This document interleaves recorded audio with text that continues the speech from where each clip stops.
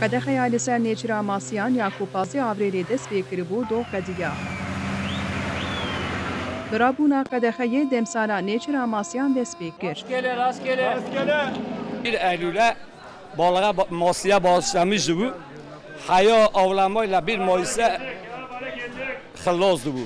ماسیوانên ku evnêzî 5 mehin betal bûn cardin berê xwedan behram.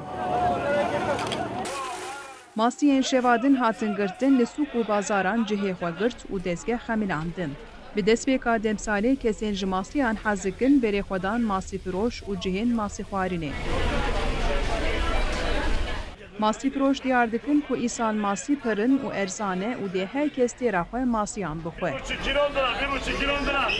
Balık sezonî başlamışya, kargel başa, denize balığı pire, xweş û xêr e bereket e. Balık freya, arzona, 5 milyon, 6 milyon. Balığa burada. Millete bol balığa okuyor. Balık freya, ev okuyor. Hem masî firoş hem jî yên ku masî dikirin ji vê yekekê xweşin. İmro bismillah kردین سازمان اما başlamış و بالغال imsal inşallah ve خیر و selamet da balık fere و da laminata hayırlı ve bereketli olur inşallah. Fakir fukara balık ucuz okuyor Allah'ın izniyle. İşte sezon yavaş yavaş başlamış bu. Naha başa.